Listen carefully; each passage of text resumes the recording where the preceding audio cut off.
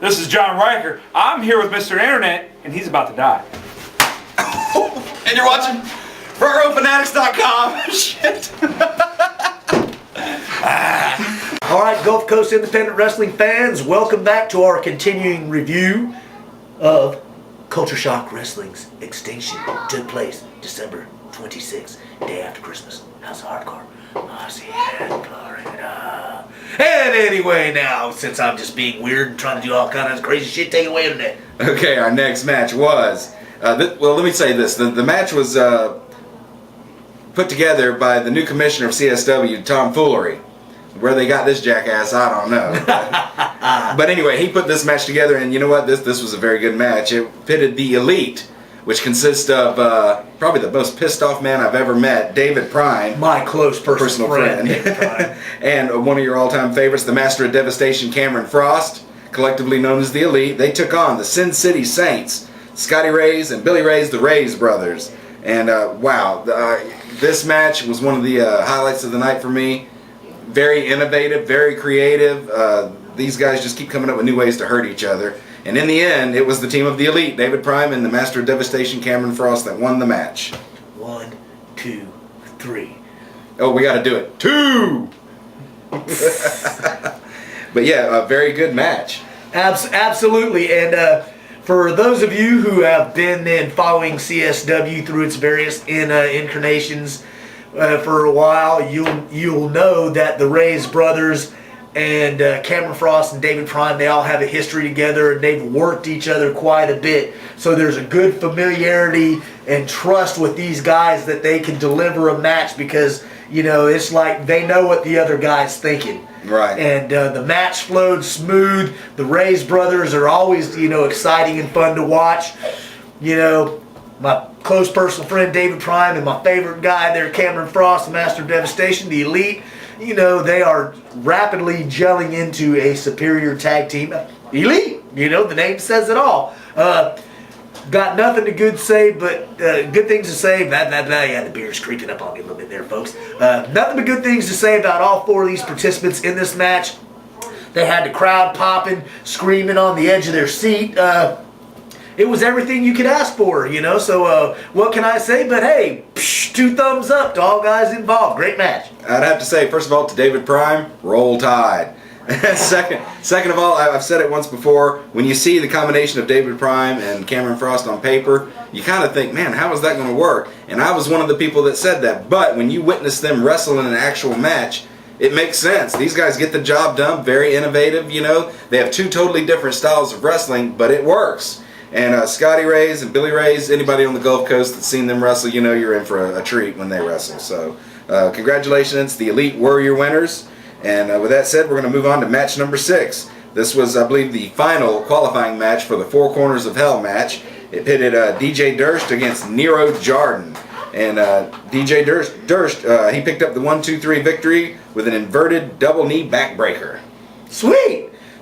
You know, and I pick fun at DJ all the time, you know, but he's another guy that's earned his stripes.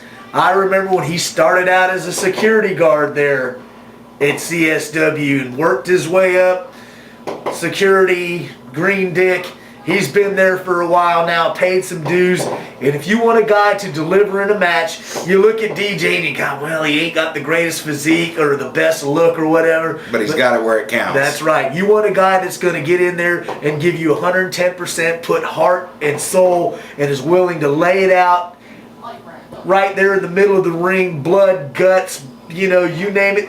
DJ Durst is a good guy to have on your, have on your roster and to have in a match with you. So I agree with that 100%. You know, a lot of people that they make fun per se of DJ and some of the other CSW guys, but you need to sit there and have an open mind and watch CSW. And despite what a Mr. Clinton Barton, a regular Post Strong Wrestling 911 board, I strongly disagree. Culture Shock Wrestling is not backyard. You will see some of the most technical matches you will ever see there. And yes, they do have the hardcore stuff, but by the same token, you will see some very technical. You'll see some mat wrestling, chain wrestling, all that stuff. I mean, you'll get a good blend of everything at CSW. Backyard is a bunch of punks out in the backyard or in some building that don't know shit what's going on pretending wrestling. Now, CSW, they have the lowest production values, not the best building, not the best light, sound, concession, blah, blah, blah, whatever. But they have it where it counts, and that's in the ring. So, CSW fucking rules. That's all I got to say. Hell yes. How we doing on time? Okay, we're going to get into our next match, match number 7. This was the semi-main event, and it was a no disqualification street fight match with an extra stipulation added. This was the team of the Sadist Kingdom, which is Mike Metal and Victor Crew taking on Initial Shock. That's JT Angel and Extreme G with Busty Becky Kennedy. Woo! And the stipulation on the match was that if Initial Shock lost, Busty Becky Kennedy was gone.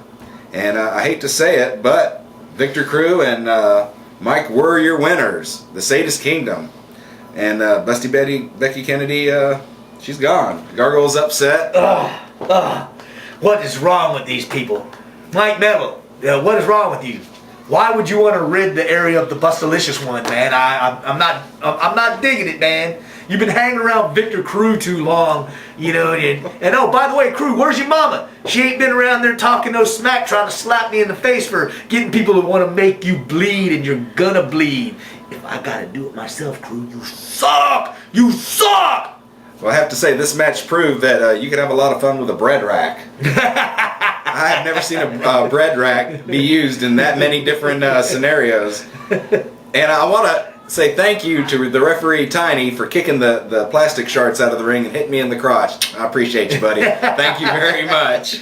But like I said, Busty Becky Kennedy, unfortunately, is gone from CSW. So we'll have to see what the future holds for Initial Shock. I'm sure they'll be looking for some type of payback on the Sadist Kingdom. So be looking out for that.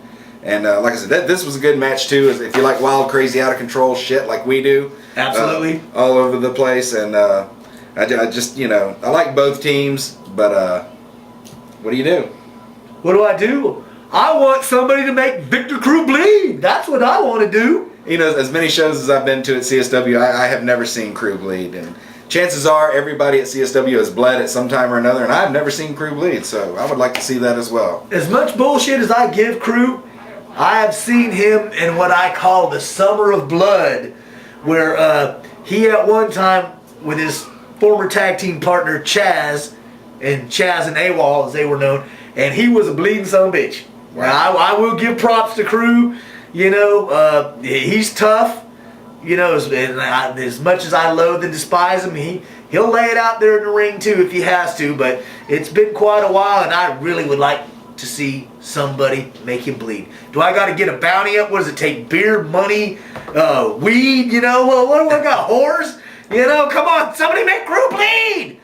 Calm down. I don't want to calm down, but our producer is giving us the finger, so I guess that means we're going to take a short break. So, Front Row Fanatics, we'll be right back. Bingo!